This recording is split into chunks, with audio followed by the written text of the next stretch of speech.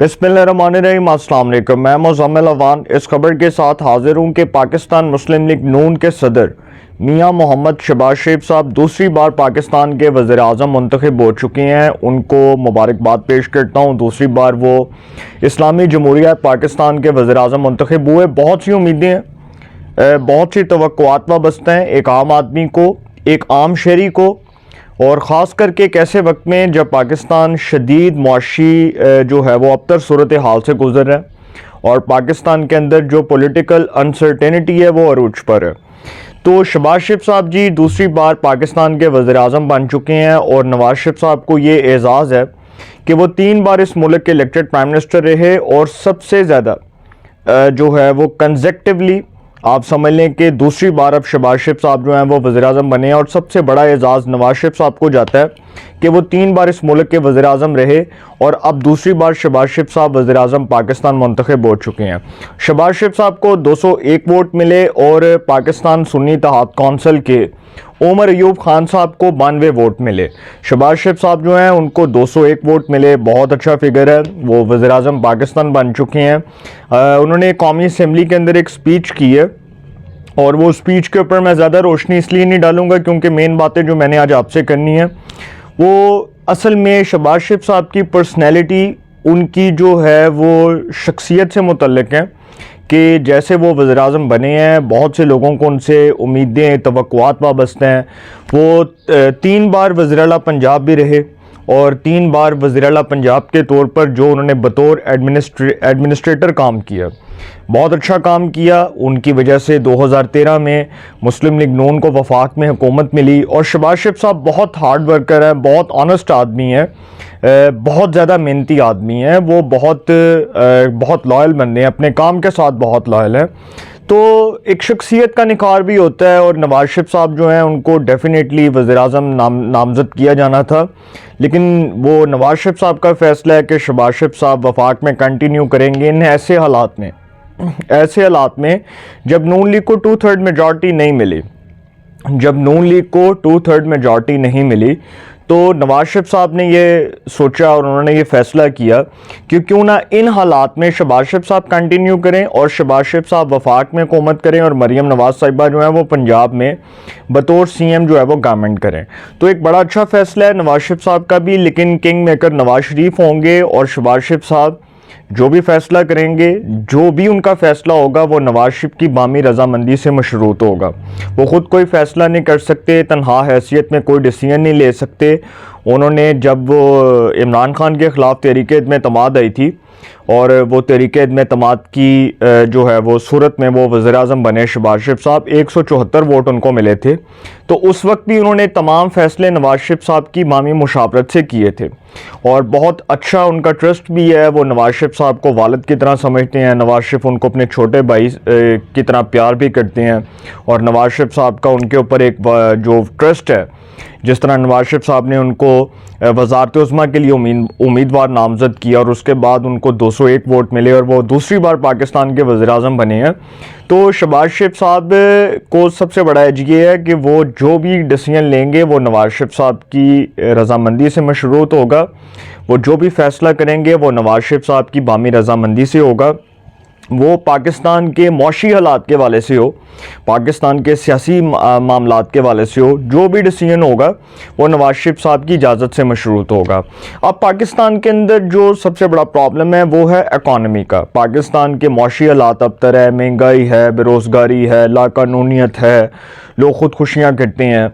तो पाकिस्तान के अंदर जो सबसे बड़ा चैलेंज है इस नई हुकूमत के लिए वो मौशी चैलेंज होगा, वो इकनॉमिक क्राइसिस होगा कि उससे किस तरह निपटना है, वो क्या हिकमत अमली बनाई जाएगी, कौन सी हिकमत अमली को वाज़े किया जाएगा, किस जारहाना हिकमत अमली का मुज़ाहरा किया जाएगा। शहबाज शरीफ साहब ने तकरीर की कौमी असम्बली के अंदर सियासी मामलात के ऊपर, मौशी मामलात के ऊपर, और बहुत अच्छी तकरीर थी और बिल्कुल ऐसे ही होना चाहिए कि अगर कोई शख्स बतौर वज़ीर आज़म इलेक्ट होता है और वो मुंतखब होता है और वो अगर पहली तकरीर करता है तो उसको सबसे पहले मुल्क के अंदर जो प्रॉब्लम्स हैं उसको आइडेंटिफाई करना चाहिए, उसको किसी तरह जो है उसके ऊपर बात करनी चाहिए, ना कि वो काउंटर अटैक करे ऑपोजिशन के ऊपर। ऑपोजिशन का काम है वो एहतजाज करे, ऑपोजिशन ने एहतजाज करना है खुल कर करे, ऑपोजिशन को कोई नहीं एहतजाज से रोक सकता। ऑपोजिशन ने एहतजाज किया, शहबाज शरीफ वज़ीर आज़म बने, उनके डायस के करीब आए ऑपोजिशन के लोग और उन्होंने एहतजाज किया। ठीक है, ऑपोजिशन का जमहूरी रवैया है, जमहूरी तर्ज अमल है और ये जमहूरियत का हुस्न है कि ऑपोजिशन एहतजाज करे। कौमी असम्बली में एहतजाज हो रहा था, पंजाब असम्बली में हो रहा था, बहुत अच्छी बात है, करें भाई, किसी ने नहीं रोका। लेकिन शहबाज शरीफ साहब ने अब बतौर वज़ीर आज़म किन चैलेंजेस से निपटना है, उन्होंने किस तरह से मुल्क को ट्रैक की तरफ लेकर जाना है, उन्होंने पाकिस्तान को मुआशी बदतरीन मुआशी हालात से किस तरह निकालना है, ये उनके लिए एक बहुत बड़ा चैलेंज है। ये उनके लिए एक बहुत बड़ा सरप्राइज़ होगा और ये ऐसा चैलेंज होगा जिससे उनको हर सूरत निपटना है, क्योंकि ये ऐसा इलेक्शन है कि जिसमें नवाज शरीफ साहब जो हैं उन्होंने ट्रस्ट के तौर पर शहबाज शरीफ को वज़ारत उस्मा के लिए उम्मीदवार नामज़द किया। और ये जो नून लीग की परफॉर्मेंस है, ये जो नून लीग की कारकर्दगी है, ये अगले इलेक्शंस के अंदर समझ लें कि अगर नून लीग डिलीवर कर गई तो अगले इलेक्शंस के अंदर इनकी वाह वाह हो जाएगी, इनके वारे न्यारे हो जाएंगे। अगर ये डिलीवर ना कर सके तो सर ये फिर नून लीग का आखिरी इलेक्शन है, ये मेरे से आप लिखवा लें। फिर ये आखिरी इलेक्शन कंसीडर होगा, क्योंकि इसके बाद फिर नून लीग के पास ऑप्शन कोई नहीं होगा। तो इन हालात में शहबाज शरीफ साहब के पास अब वक्त भी है। पहले तो ये था ना कि 1.5 साल था, इमरान खान को गिराया, अदम एतमाद के ज़रिए फ़ारग किया, तो 1.5 साल में वो जो इकनॉमिक क्राइसिस था उस पर काबू नहीं पाया जा सका, मुल्क को एक असल सिमत की तरफ नहीं लाया जा सका। उसकी वजूहात कुछ ऐसी थी कि IMF का प्रेशर था, IMF के गर्दिशी कर्जे थे, पाकिस्तान कर्ज़ों की दलदल में फंसा हुआ था, पाकिस्तान की इकॉनमी एक रेंटल इकॉनमी के तौर पर चल रही थी। तो अब चूँकि हालात थोड़े मुख्तलिफ हैं और अब हालात जो हैं उसका सिनेरियो थोड़ा डिफरेंट है। ये जो गवर्नमेंट है ये 5 साल के लिए इलेक्टेड गवर्नमेंट के तौर पर काम करेगी, ये 5 साल के लिए इलेक्ट हुई है, 5 साल का आपके पास टाइम पीरियड है। ठीक है, पहले 1.5 साल 1 साल तक मुआशी हालात को कंट्रोल करने में थोड़ा वक्त लगेगा और पाकिस्तान के अंदर जो पॉलिटिकल अनसर्टेनिटी है उसके वाले से भी अहम फैसले करने हैं। मुआशी हालात हैं, इकनॉमिक क्राइसिस है, पाकिस्तान के अंदर जो GDP के वाले से फैसले होने हैं, ग्रॉस डोमेस्टिक प्रोडक्ट है, तो बहुत सी चीज़ें हैं सर, बहुत सी चीज़ों के फैसले होने हैं। तो शहबाज शरीफ साहब जो हैं उनके पास कोई एक चैलेंज नहीं है, उनके लिए जो है हर तरफ से चैलेंजेस हैं। तो देखते हैं वो किस तरह चैलेंजेस से निपटते हैं। उन्होंने बहुत अच्छी बात की, ऑपोजिशन को भी वो साथ लेकर चलेंगे और बिल्कुल ये जमहूरी तर्ज अमल है, ये जमहूरी रवैये हैं और ये जमहूरियत का हुस्न है कि ऑपोजिशन की तनकीद भी सुने, उनको साथ भी लेकर चलें, उनके तहफ़्फ़ुज़ात को भी दूर करें, उनके जायज़ मुतालबात को तस्लीम करें और उनको अपने साथ बिठाकर अफ़ाम व तफ़हीम के साथ मुल्की मसाइल के ऊपर एक होकर मुल्की मामलात का जो हल है उसको बेहतर तरीके से तलाश करें और देखें कि पाकिस्तान के अंदर मौशी लिहाज से क्या चैलेंजेस हैं, सियासी लिहाज से क्या चैलेंजेस हैं, पाकिस्तान को जो है वो किस तरह से बहुत ज़्यादा चैलेंजेस का सामना करना पड़ रहा है। और ऑपोजिशन की भी राय लें, हुकूमत भी काम करे, ऑपोजिशन का भी नुक्ता नज़र जो है उसको अहमियत दी जाए, उसको भी कौम के सामने रखा जाए और पाकिस्तान को जो है वो तरक्की याफ्ता मुल्क बनाने के लिए सब अपना कलीदी किरदार अदा करें। बहुत अच्छी बात की है शहबाज शरीफ साहब ने, बड़ी अच्छी उन्होंने स्पीच की और मैं बतौर प्राइम मिनिस्टर जो उनकी स्पीच सुन रहा था तो बतौर जर्नलिस्ट मैं उनको अप्रिशिएट करता हूं कि उन्होंने इमरान खान की तरह वो कागज़ ले कर नहीं कहा कि जब इमरान खान 176 वोट लेकर वज़ीर आज़म पाकिस्तान बने थे तो बहुत हलवा खा लिया, मौलाना बहुत कर लिया और हम तुम्हें नहीं छोड़ेंगे, हम इस ऑपोजिशन को नहीं छोड़ेंगे। ये काउंटर अटैक था, ये काउंटर अटैक था जो इमरान खान ने गुस्सा निकाला था नवाज शरीफ के ऊपर, उनकी हुकूमत के ऊपर, उनकी पार्टी के ऊपर कि 2013 में वो 2/3 मेजॉरिटी के साथ तीसरी बार इस मुल्क के प्राइम मिनिस्टर इलेक्ट हुए। और नवाज शरीफ जब तीसरी बार वज़ीर आज़म बने थे तो आपको याद है कि इमरान खान उस वक्त शौकत खानम में थे और उन्होंने कहा now we will be the general opposition in national assembly, और हम ऑपोजिशन के तौर पर अपना किरदार अदा करेंगे, और वो ऑपोजिशन के तौर पर किरदार अदा कर रहे थे। तो देखा सर, लोगों ने उनके जमहूरी रवैये सब ने देखे और कोई चीज़ छुपी हुई नहीं है, ना कोई चीज़ छुप सकती है। तो शहबाज शरीफ साहब से बहुत सी उम्मीदें वाबस्ते हैं, बहुत सी ख्वाहिशात वाबस्ते हैं हम लोगों की।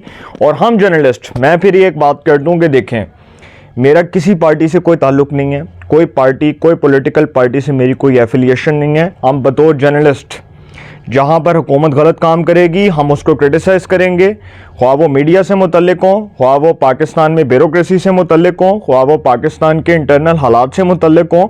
हम मीडिया पाकिस्तान के अंदर, मैं फिर आपको बता दूं कि हम मीडिया वाले, हम जर्नलिस्ट, हम सहाफ़ी बरादरी पाकिस्तान के अंदर हुकूमत के हर गलत इकदाम की मुखालफत करेंगे, डट कर मुखालफत करेंगे और डंगे की चोट पर करेंगे, खुलकर तनकीद करेंगे, जायज़ तनकीद करेंगे, काउंटर अटैक करेंगे, लेकिन तमीज़ और तहज़ीब के अंदर रहकर किसी की ज़ातियात पर हमले नहीं करेंगे। ख्वाह वो इमरान खान साहब हैं और वो शहबाज शरीफ साहब हैं, अपोजिशन है, हुकूमत है। जो गलत काम करेगा हम उस पर तनकीद करेंगे, जो अच्छा काम करेगा हम उसको अप्रिशिएट करेंगे, चाहे वो सुन्नी इत्तेहाद कौंसिल है, चाहे वो हुकूमत है।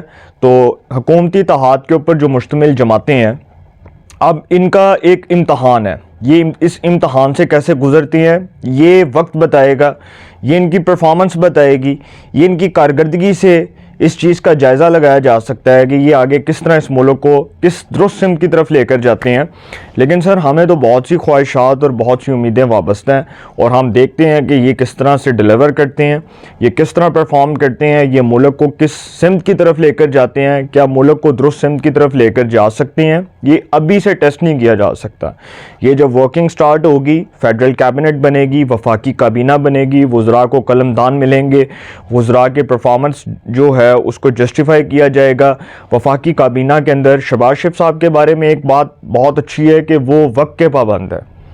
वो बतौर एडमिनिस्ट्रेटर जब पंजाब के अंदर वज़ीर आला के तौर पर काम कर रहे थे, चीफ मिनिस्टर के तौर पर काम कर रहे थे, तो वो वक्त की पाबंदी करते थे।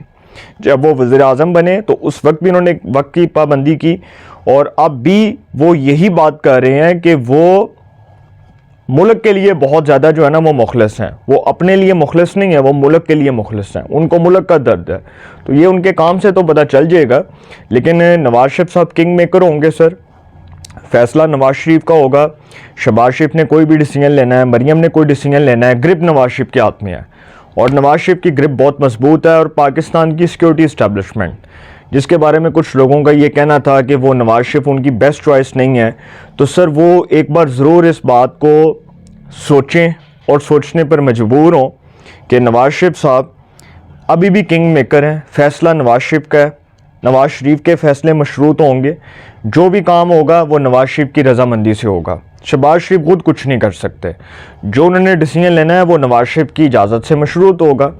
तो एक चीज़ मैं आपको बता दूं कि ये जो अपोजिशन है, देखें इसको तगड़ी अपोजिशन ही कहें, इसको कोई माठी अपोजिशन का नाम ना दें। बहुत अच्छी बात है, ये अपोजिशन करें, ये कौमी असम्बली में एहतजाज करें, ये सूबाई असम्बलियों के अंदर एहतजाज करें। लेकिन अगर मुल्क की इकॉनमी को सर नुकसान होता है और अगर मुल्क के मौशी हालात इस अपोजिशन की वजह से अबतर होते हैं, ये सड़कों पर आते हैं, प्रोटेस्ट करते हैं और ये धांधली का जो रोना है, ये जो 2013 में इमरान खान ने 4 हल्कों से शुरू किया था और फिर कहा कि जी पूरा इलेक्शन बाइस था, तो सर फिर 2018 में जो आप इलेक्शन लड़कर आए, जिस इलेक्शन की जो है वो रोशनी में आप वज़ीर आज़म पाकिस्तान बने, 176 वोट लेकर इमरान खान साहब वज़ीर आज़म बने, उस इलेक्शन की क्रेडिबिलिटी पर उस वक्त की तमाम जमातें तहफ़्फ़ुज़ात ज़ाहिर कर रही थी, लेकिन उसका ऑडिट नहीं हुआ। बहुत अच्छा होगा शहबाज शरीफ अपनी हुकूमत में इस अपोजिशन के जायज़ मुतालबात को तस्लीम करें, डिमांड को तस्लीम करें, ऑडिट करवाएँ, तमाम इंतखाबी हलकों को खुलवा दें और दूध का दूध और पानी का पानी हो जाए और इस ऑपोजिशन का मुंह बंद हो जाए जो आज ये कह रही है कि ये इलेक्शंस फ्री एंड फेयर नहीं हुए।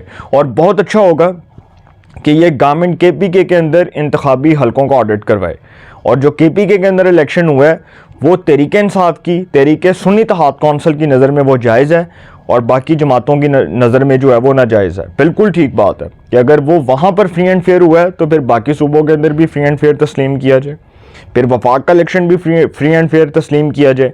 लेकिन ये रोना नहीं चलेगा, देखते हैं क्या होता है। शहबाज शरीफ को मैं मुबारकबाद पेश करता हूँ और बतौर जर्नलिस्ट एक्सपेक्ट करता हूँ कि वो मुल्की मसाइल को हल करने के लिए अपना कलीदी किरदार अदा करेंगे, पाकिस्तान के मौशी हालात को बेहतर बनाने के लिए अपना किरदार अदा करेंगे और पाकिस्तान को एक तरक्की याफ्ता मुल्क बनाने के लिए तमाम पॉलिटिकल पार्टीज़ की मुशावरत से कोई लाहेअमल बनाएंगे और पाकिस्तान को एक दुरुस्त सिमत की तरफ लेकर जाएंगे और पाकिस्तान की दुरुस्त सिमत का तयन करने में कामयाब होंगे। अपनी राय का कमेंट्स में ज़रूर इज़हार कीजिएगा।